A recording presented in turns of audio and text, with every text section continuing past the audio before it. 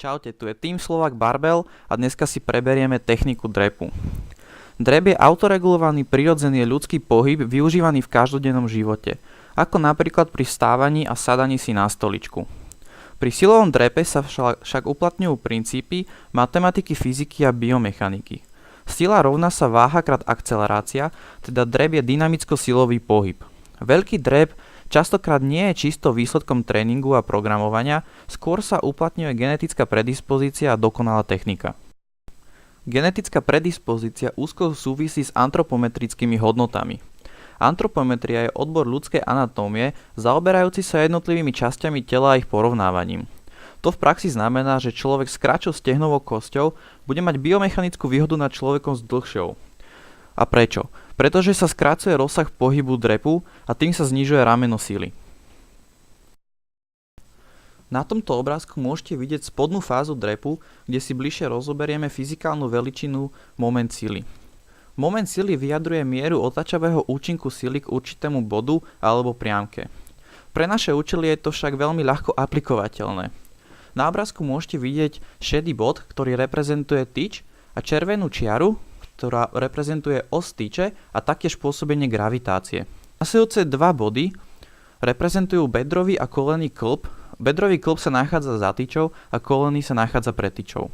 Modrá a oranžová čiara reprezentujú vzdialenosť medzi týmito kĺbmi a osou tyče v 90 stupňovom uhle. To sa nazýva rameno sily. Všeobecne môžeme povedať, že čím menšie bude rameno sily medzi bedrovým kĺbom, kolenným kĺbom a osou tyče, tým lineárnejší, teda menej energeticky náročný, bude aj drep. Menej energeticky náročný pohyb rovná sa väčšiemu výkonu, teda viacej kíl naložených na tyči. To sa nazýva biomechanická výhoda. Napríklad preto môže človek s kratšou stehnovou kosťou drepnúť pri menšej telesnej váhe viac kíl ako človek s dlhšou. V treťom princípe sa pozrieme na stabilizačný bod tela. Pri spriamenom postavení sa telo snaží stabilizovať v vertikálnej osi prechádzajúcej stredom chodidla. Práve stred chodidla je náš balančný bod.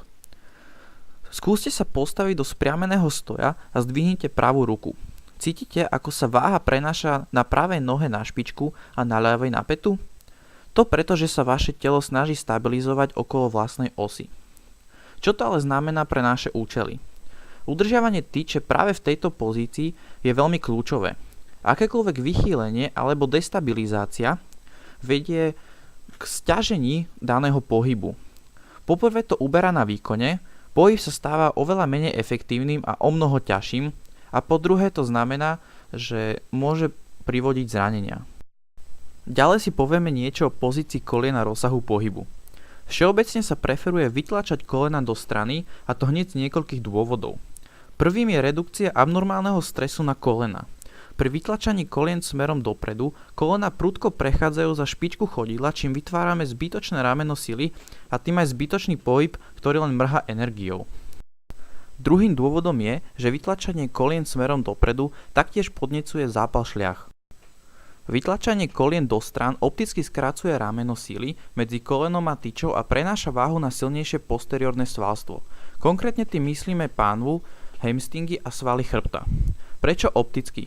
Pretože reálne to rameno nie je skrátené, je len vytočené s kolenom, čím sa dostáva koleno bližšie k osi tyče.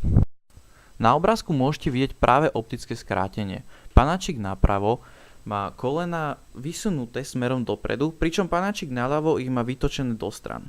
Modrá čiara opäť reprezentuje rameno sily, vytvorené medzi kolenom a osou. Môžete vidieť, že panáčik napravo má to rameno oveľa viac predĺžené ako panáčik naľavo. Za tyčou sa deje presný opak. Panáčik naľavo má predĺžené rameno sily medzi bedrovým kĺbom a osou tyče, čím sa mení celá biomechanika drepu. Môžete vidieť, že sa viac predkláňa, čím viac zapája svaly posteriorného svalstva.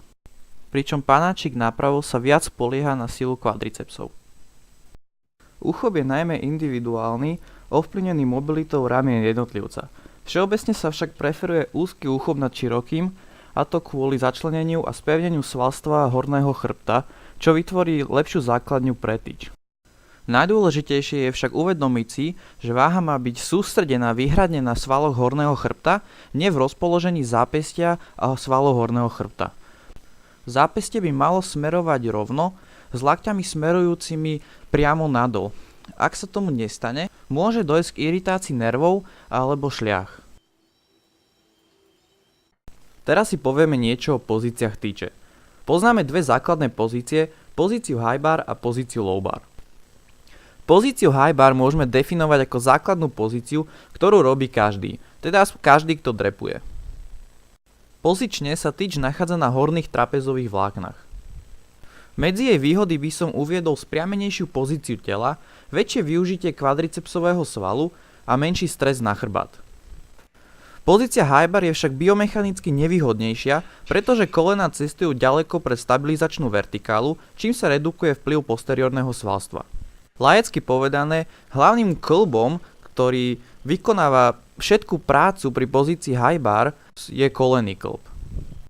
Ďalej prejdeme na pozíciu low bar. Jej pozícia sa definuje ako najnižší bod, v ktorom dokážeme stabilizovať váhu, čo je pozícia pod trňom lopatky na zadných deltoch. Jej výhoda je presný opak nevýhody high baru, teda je biomechanicky výhodnejšia, rameno sily z kolien sa presúva na bedrový kĺb, teda kolena ostávajú bližšie pri stabilizačnej vertikále a využíva sa viac posteriorné svalstvo. Medzi jej nevýhody patrí predkláňanie sa a vyvinutie väčšieho stresu na chrbát, teda pre ľudí, ktorí majú bolestivý chrbát, túto pozíciu úplne nedoporučujeme. Všeobecne však môžeme uviesť, že pre ľudí, ktorým ide hlavne o zvýšenie váhy na tyči, je výhodnejšia pozícia low bar. Postoj je najmä antropometricky ovplyvnený, teda ide o uhol, v ktorom sa nachádza hlavička femuru, alebo teda stehnovej kosti a acetabula na pánvovej kosti. Tiež ide o uhol, v ktorom do seba začne narážať krk stehnovej kosti a hrana acetabula. Doporučujeme vám experimentovať s rôznymi druhmi postoja, od úzkeho až po široký a sami uvidíte, v ktorom sa vám drepuje najlepšie. Musíme tiež dodať, že z biomechanického hľadiska je široký postoj výhodnejší kvôli už spomínanému optickému skráteniu. Teda drepujte tak široko, ako len môžete. Na tomto obrázku môžete vidieť 3 prezentované postoje. Je to zľava doprava postoj úzky, postoj stredný a postoj široký. Vrelo doporučujeme všetky tieto 3 postoje vyskúšať a na základe vlastnej analýzy rozhodnúť sa pre najvhodnejší. Posledný princíp sa týka dýchania. Z nášho pohľadu ide o najdôležitejší princíp. Dýchanie je spojené s vytváraním vnútrobrušného tlaku, ktorý sa vytvára s poklesom bránice a vytlačania vzduchu do šikmých brušných svalov. Vytváranie takéhoto tlaku stabilizuje chrbticu, zabraňuje hyperextenzii hrudnej a driekovej chrbtice, či mení rôznosmernú prácu jednotlivých svalov na prácu celkovú, vykonávanú jednosmerne. Predstavte si príklad valca naplneného tekutinou. Pri stlačení danej tekutiny sa tekutina začne rozpínať, čím sa zvýši tlak vo valci. To isté sa deje v našom tele. Pri nadýchnutí bránica klesa smerom nadol, čím sa zvyšuje vnútrobrušný tlak a tlak celkovo v brušnej dutine. Zvýšenie vnútrobrušného tlaku je oveľa efektívnejšie ako len čisté napnutie brušných svalov. Zvýšenie vnútrobrušného tlaku pred miechou spôsobuje reflexívnu aktiváciu zadných stabilizátorov chrbtice. Preto môžeme konštatovať, mať správne dýchanie znamená mať veľký drep. Na videu môžete vidieť cvik na správne dýchanie, ktorý si môžeme rozobrať v ďalšom videu. Ku koncu by sme vám chceli poďakovať za pozornosť a dúfame, že tieto princípy v budúcnosti využijete. Ak sa vám toto video páčilo, určite zanechajte koment a like.